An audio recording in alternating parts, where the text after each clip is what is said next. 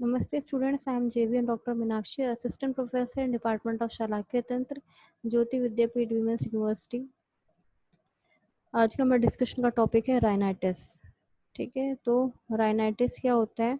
It is the inflammation of the nasal mucous membrane. Nasal mucous membrane की inflammation को ही बोलते हैं राइनाइटिस। ठीक है, राइनाइटिस को बेसिकली हम दो टाइप में डिवाइड कर सकते हैं, इन्फेक्टेड और नॉन इन्फेक्टेड। इन्फेक्टेड में अगेन टू टाइप्स होते हैं, एक्यूट और क्रॉनिक, और नॉन इन्फेक्टेड में टू टाइप्स होते हैं, एलर्जिक और वेसोमोटर। जो एक्यूट इन्फेक्टेड राइनाइटिस है उसमें आ जाते हैं आपके बैक्टीरियल, वायरल, और जो क्रॉनिक आपका राइनाइटिस इन्फेक्टेड राइनाइटिस है उसमें आते हैं स्पेसिफिक, नॉन स्पेसिफिक।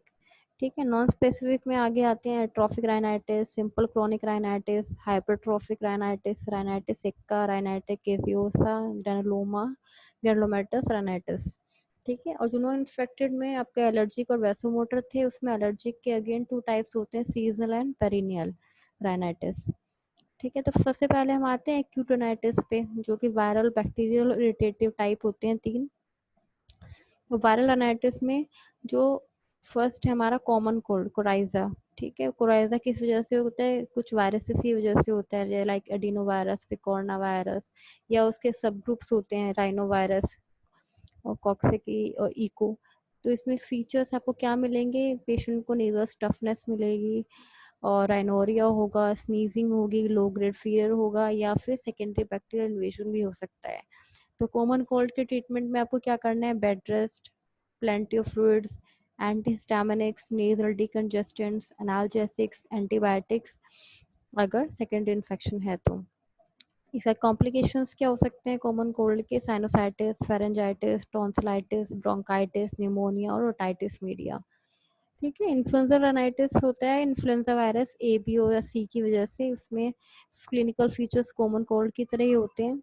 या राइनाइटिस एसोसिएटेड विद एक्जेंथेमास भी हो सकता है, like measles, rubella, chicken pox में, जो कि जिसमें एक्जेंथेमास यानी रैशेस होंगे, 2 से 3 दिन बाद रैशेस होने शुरू हो जाते हैं।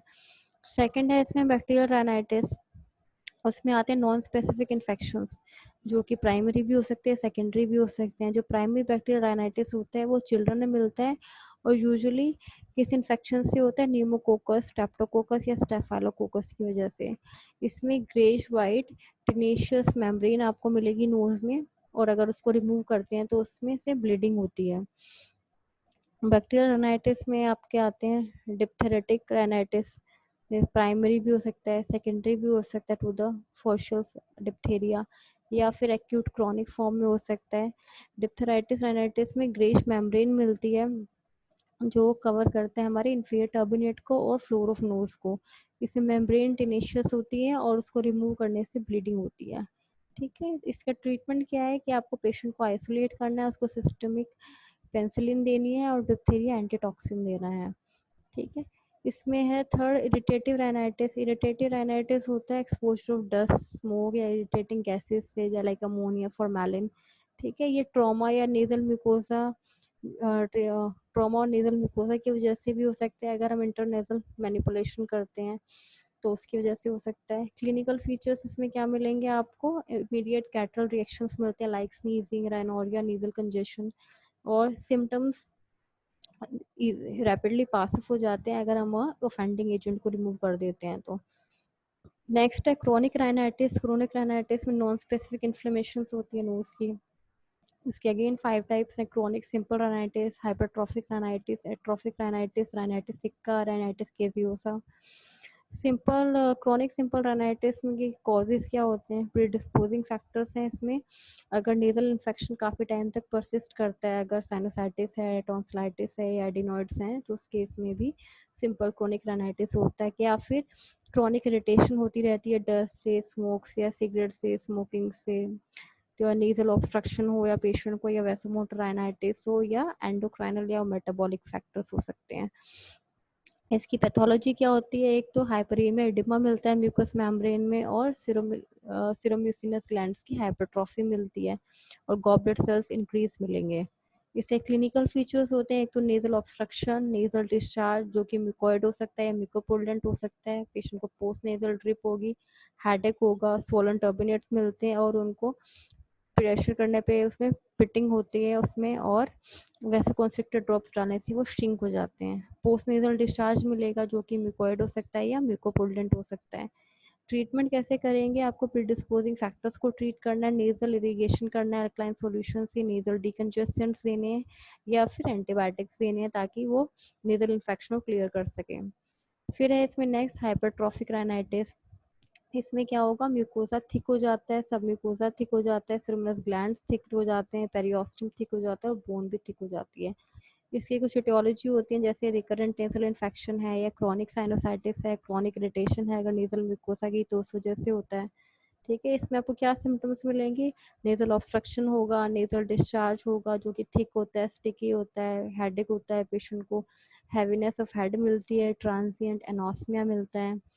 साइंस क्या मिलेंगे इसमें, हाइपरट्रॉफी ऑफ टर्बिनेट्स या टर्बिनेट म्यूकोसा थिक हो जाएगी और प्रेशर डालने पर पिटिंग उसमें नहीं होती और वैसा कॉन्सेंट्रेटेड ड्रग से वो श्रिंक हो जाती है। मैक्सिमम चेंज होता है इन्फीरियर टर्बिनेट में, और इन्फीरियर टर्बिनेट में कैसी अपीयरेंस मिलेगी आपको, मलबेरी अपीयरेंस। ट्रीटमेंट क्या है इसका, आपको कॉज को डिस्कवर करना है, उसको रिमूव करना है।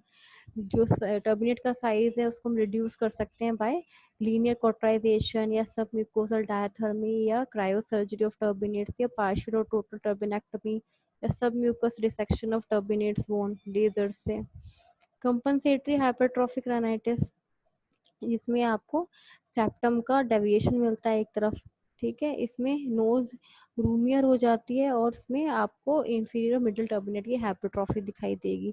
इस वाइड स्पेस को रिड्यूस करने के लिए आपको क्या करना होगा, रिड्यूस करने के लिए जो वहाँ पे उस रूमी नोजल कैविटी में ड्राइंग हो जाती है और क्रस्टिंग हो जाती है। ठीक है, फिर आता है राइनाइटिस केजियोसा पे। ये जो डिसीज होता है ये यूनिलेटरल होता है और मोस्टली मेल्स में मिलता है। नोज क्या होती है, पूरे पोलैंड डिस्चार्ज से फिल होती है और उसमें चीजी मटेरियल मिलता है। साइनस म्यूकोसा ग्रानुलोमेटस हो जाती है और जो साइनस की बोनी वॉल्स हैं वो डिस्ट्रॉय हो जाती हैं। इसके ट्रीटमेंट के लिए आपको क्या करना है, वहाँ के डेब्रिस को, ग्रेनुलेशन टिश्यू को रिमूव करना है और साइनस को ड्रेन करना है, फ्री ड्रेनेज करनी है। नेक्स्ट है वैसोमोटर राइनाइटिस, VMR। ये नॉन एलर्जिक राइनाइटिस होता है लेकिन क्लिनिकली इसमें सिम्टम्स नेजल एलर्जी वाले मिलते हैं। ये condition through out the year रहती है पेशेंट को। पैथोजेनेसिस इसका है, जो पैरासिम्पैथिक स्टिमुलेशन होता है उसकी वजह से वैसोडाइलेटेशन होता है, एंगॉर्जमेंट होता है। अगर पैरासिम्पैथेटिक सिस्टम की ओवर एक्टिविटी होती है तो उसकी वजह से हमारे नेजल ग्लैंड्स का सिक्रीशन बहुत ज़्यादा हो जाता है।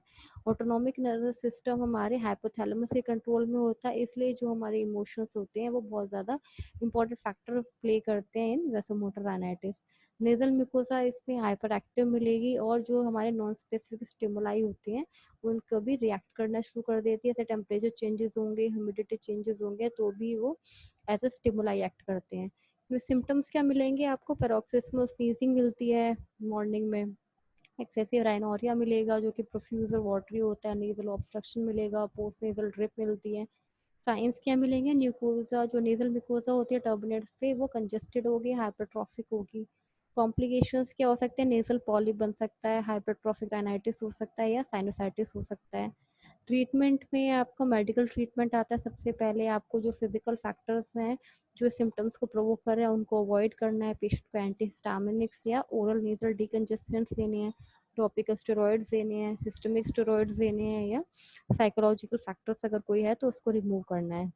सर्जरी में आपको क्या करना है, नेजल ऑब्स्ट्रक्शन को हम कुछ मेजर से रिलीव कर सकते हैं by reducing the size of nasal turbinates.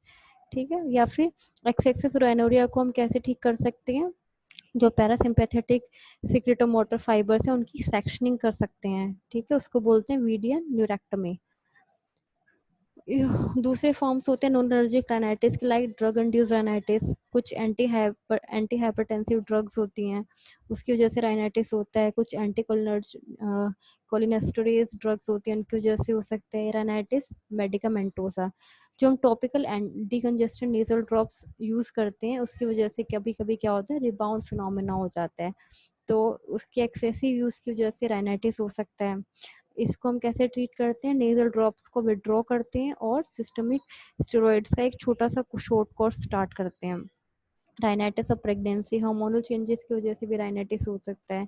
ठीक है। हनीमून राइनाइटिस होता है, इमोशनल राइनाइटिस होता है, राइनाइटिस ड्यू टू हाइपोथायराइडिज्म भी हो सकता है, और नॉन एयर फ्लो राइनाइटिस हो सकता है, जिनकी लेरिंगोटमी या ट्रैकियोस्टमी हुई है उनमें भी आपको राइनाइटिस मिल सकता है। तो ये सारे कॉजेज होते हैं आपके राइनाइटिस के, नॉन स्पेसिफिक राइनाइटिस हो सकता है। This session is powered by digital 2.0 Jyoti Vidyapeeth women's university, and hope you are satisfied with my digital session. If you have any query, please mention in the comment box and I will resolve it. So thank you so much, students.